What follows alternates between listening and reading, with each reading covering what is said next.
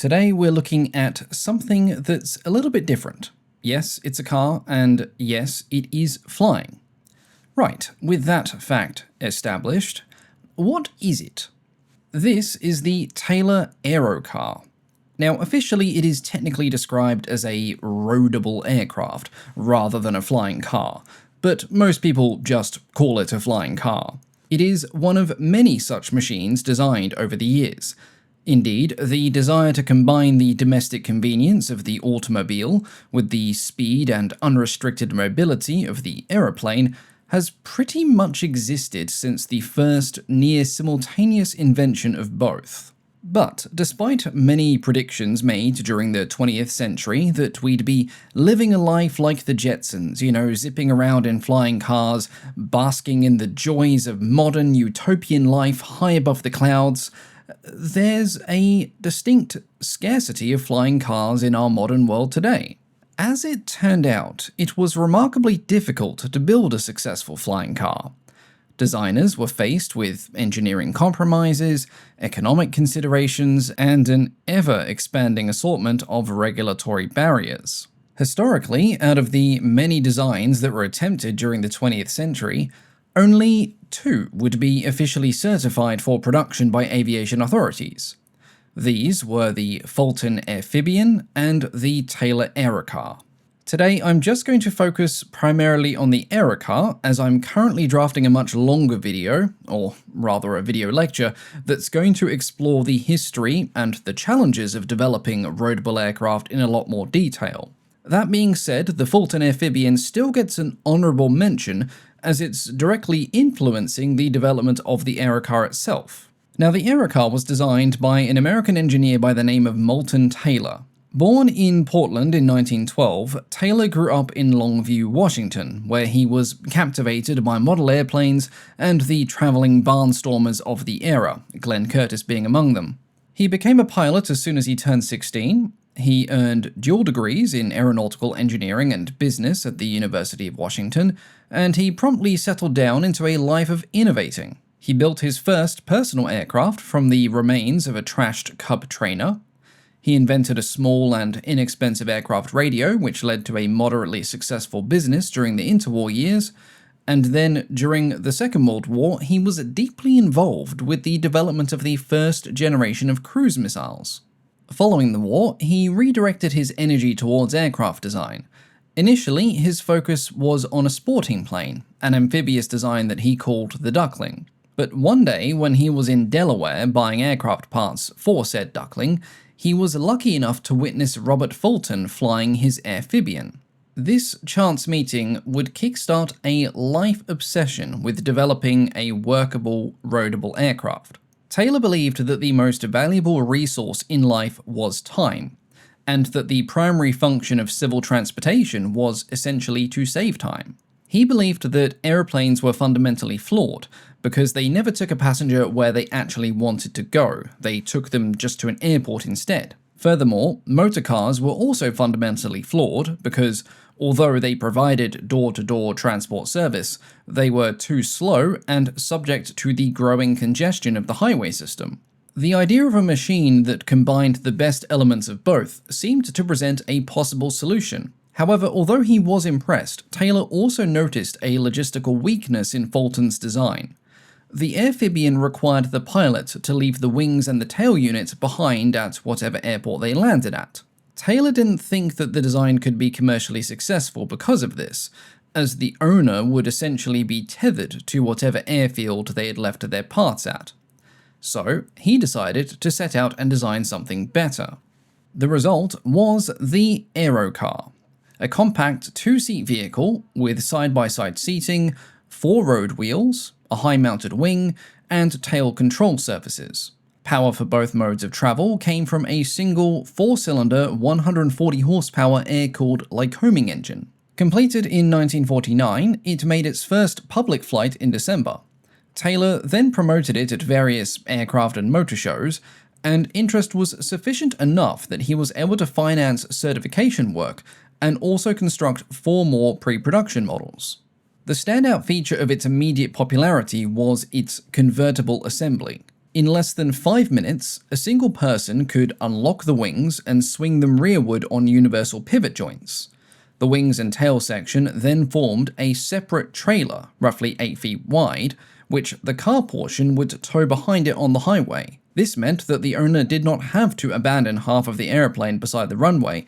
It truly was a vehicle designed to go anywhere without restriction.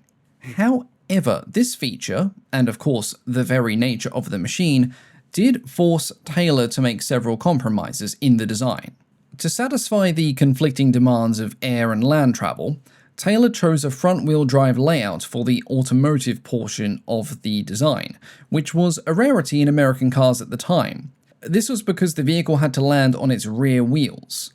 If the drivetrain had been connected to the rear wheels, the sudden spin-up upon touchdown would have likely destroyed the transmission. To keep the Aerocar's empty weight low enough to be practical for flight, Taylor would fashion the outer panels of the car from fiberglass, years before the material would then be popularized by the Chevrolet Corvette. In the air, the road transmission would be left in neutral, while the engine would drive a two-blade pusher propeller through a long drive shaft. This was another compromise. In a pusher configuration, Taylor didn't need to remove the propeller when converting the Aerocar for road use, as he would have had to have done if it was in a tractor. But the drive shaft now leading to the propeller was just over 10 feet long, and it would suffer from torsional resonance caused by the engine vibrations. Taylor would quickly solve this by using a Flexidyne dry fluid coupling, which was a French-designed clutch that was packed with tiny steel shot that essentially absorbed the power pulses of the engine. This did, of course, add an additional layer of complexity. Now, these compromises also, naturally, had something of an impact on the aircraft's performance. On the road, the engine was geared to provide only about 40 horsepower, which limited its top speed to approximately 60 or perhaps 70 miles an hour at a push. In the air, the vehicle was safe and predictable, but it carried the dead weight of road equipment such as the drivetrain, the brakes, and the heavy-duty tires. This meant it had a fairly sedate cruising speed of 100 miles per hour, with a maximum speed of around 110 to 117. Range was pretty good at about 300 miles, and its service ceiling was 12,000 feet. It was, therefore, neither a particularly fast aeroplane nor a particularly fast motorcar, but, and this is the critical point we need to make here, it was genuinely capable of being both. Because of this, by December of 1956, the Aerocar achieved what almost no other competing design would in the 20th century. It would receive full certification from the Civil Aeronautics Administration, which was the predecessor to the FAA of today. It was now legally an airplane and legally a car. The Aerocar itself quickly became something of a cultural icon. One model was famously owned by actor Bob Cummings, who frequently flew the Aerocar to his promotional appearances, landing at the airport and then driving the same machine directly to his destination. In Portland, in Oregon, another Aerocar was used by radio station KISN for airwatch traffic reporting between 1961 and 1963. Yes, traffic reporting. I kid you not. Can you imagine being stuck on the highway in your boring road car like an automotive peasant, only to look up into the sky and see that thing lording over you and mocking your lack of progress? It was a sight to behold, and probably the Aerocar that received the most public exposure during the 1960s. It also showed that the design was remarkably rugged. It survived the devastating Columbus Day storm of 1962, with pilot John Jacob famously landing the Aerocar in winds exceeding 100 miles per hour. So, if the design seemed to be sound, and it was firmly in the public mind, why don't we have more of them today? Why is there only half a dozen? Well, the Aerocar was held back by 3 main barriers, maybe 2.5 depending on how you classify them. The first being the big one, which was the market. In the early 1960s, Taylor would strike a deal with Ling Temco Vought to mass produce 1,000 Aerocars at a price of $8,500 each. The condition was that Taylor had to secure 500 firm orders before this went through.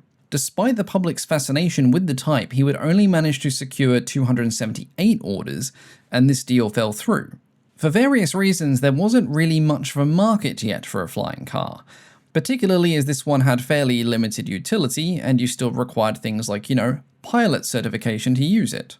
Undeterred, Taylor continued to refine the design, and in 1966 he would build the Aerocar 2, which was a 4-passenger version that used the original wing and tail, but replaced the roadable car design with a flight-only fuselage, so this was just now an aircraft. But his big improvement would come with the 1968 Aerocar 3. This was rebuilt from a damaged Model 1, and the Aerocar 3 was designed to look a bit more visually appealing. It sort of has the front end of a Jaguar rather than the front end of the Crosley vehicle that originally inspired the first Aerocar. It also featured 4 retractable wheels that could be extended for takeoff and retracted in flight, which helped to boost its cruising speed by 10% to around 115 miles an hour. Now, it might come as a surprise to some, but this final model caught the attention of the Ford Motor Company.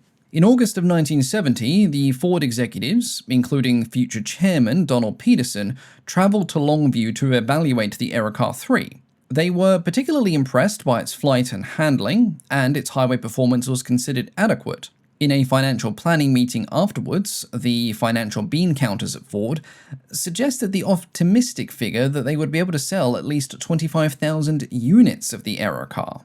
Now, this brings us somewhat neatly to the second barrier, which is regulations. Upon hearing of Ford's aspirations, the Department of Transport, which governed the FAA, apparently threw a fit at the prospect of 25,000 new aircraft in the sky, insisting that its traffic control systems could not handle such a sudden increase.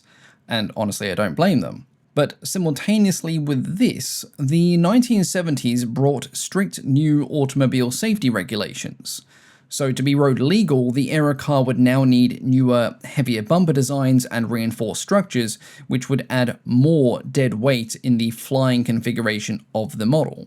After conducting some more detailed estimations in the early 1970s, Ford eventually concluded that it would cost something like $400 million just to see the production project through its development phase. Between that, the oil crisis, the rise of Japanese imports, and the sheer regulatory nightmare that was awaiting it, Ford understandably walked away and the project fizzled out, leaving only 6 Aerocars built in existence. Now, the final barrier, and this is one that can sort of be considered an umbrella over the other 2 as well because it impacted them both, was the design of the Aerocar itself, as it was by its very nature something of a compromise. Aircraft are designed to be light, aerodynamically clean, and structurally efficient. Cars must tolerate rough roads, repeated braking, low-speed travel, and the general indignities of normal traffic. Combining the 2 meant carrying road wheels, steering, a gearbox, and automotive controls into the air, while the road vehicle inherited an aircraft engine, unusual proportions, and a sizable trailer. The original 2-seat cabin also strictly limited the machine's usefulness. With a gross weight of around 2,100 pounds and an empty weight of around 1,300 to 1,500 depending on the type, there was little scope for passengers, baggage, or fuel beyond a basic sort of touring role. The Aerocar could carry a pilot and 1 passenger, but it was not a family car, and it was certainly not a particularly spacious machine for going on a long trip somewhere. Nor did roadability eliminate the need for aviation infrastructure, and this is honestly probably the biggest barrier inside this subcategory. The Aerocar still required a runway, suitable weather, and a qualified pilot for aerial operations. Taylor had removed the need to leave the wings behind, which was a genuine advance in the concept, but he could not remove the rules and practical limitations that came with a machine designed to fly. In this, the Taylor Aerocar should not be remembered as the flying car which almost replaced the family saloon, because it was never close to doing that, and its design did not abolish traffic, weather, runways, or pilot training. Judged against that impossible set of requirements, it inevitably appears to be another design that was doomed to fail. But purely judging it as a roadable light aircraft, however, its reputation should be considerably stronger, and it is. Taylor identified the central weakness of earlier designs, and that was the fact that a flying car would be of damn limited use if its wings had to be left behind. His folding trailer arrangement solved that problem. The Aerocar converted quickly, it flew at useful light aircraft speeds, and it travelled on public roads and, most importantly, achieved full civil certification. Its failure was rather commercial as opposed to it being unusable. Every component which made it a better car added weight or drag to the aeroplane, while every component which made it fly made the car more costly and less convenient. The Aerocar ultimately proved that a practical, roadable airplane could be built. It also demonstrated why building one is much easier than persuading hundreds of people that they actually need or want one. Today, and very happily, the surviving Aerocars are preserved as various milestones of a future that never truly arrived. The original prototype sits in the EAA Aviation Museum in Wisconsin. The one that was once owned by Bob Cummings is the only one that is still road legal and airworthy, and that's maintained by Ed Sweeney in Florida as far as I'm aware, and it's appeared on TV as recently as a couple of years ago. Moulton Taylor himself never stopped dreaming about the concept of developing a commercially successful roadable aircraft. Those designs, and many others, will be discussed in a much longer video that I'm currently working on that discusses the history and development of the flying car as a concept in general.